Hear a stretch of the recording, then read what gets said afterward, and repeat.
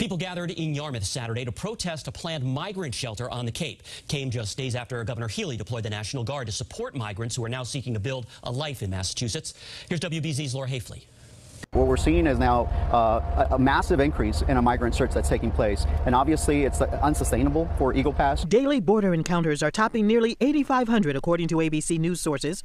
Mexican officials are reviewing this video, which they say shows hundreds of migrants trying to enter the U.S.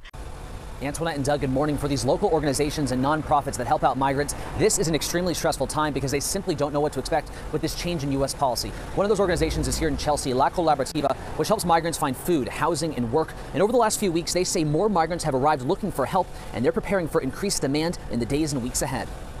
Meanwhile, over in Massachusetts, Governor Maura Healey declaring a state of emergency due to emergency shelters there reaching capacity with migrants.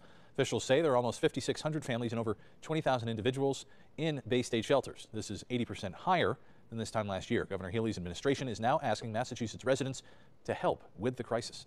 As of today, close to 5,600 families with children are living in state-funded shelters, hotels, dorms, and other emergency facilities across Massachusetts. The governor laying it all out Tuesday. Some 20,000 people in temporary housing in Massachusetts, representing an 80% increase in just 1 year.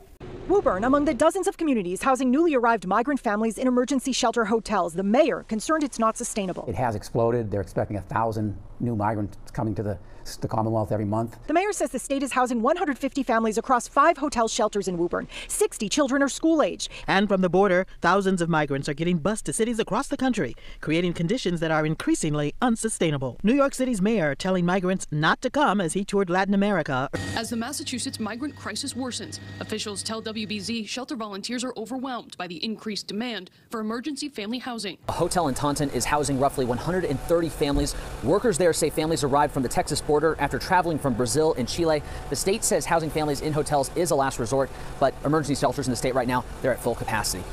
If you have an extra room or suite in your home, please consider hosting a family. Safe housing and shelter is our most pressing need. Become a sponsor family. You can contact the Brazilian Workers Center for more information on how you can step up if you're willing to have an additional family be part of your family. We are going to keep doing everything that we can to help families in need. Now, Governor Healy has again written to the Biden administration, Homeland Security, asking for work authorizations to be sped up. She said that would help employers and that would relieve some of the pressure.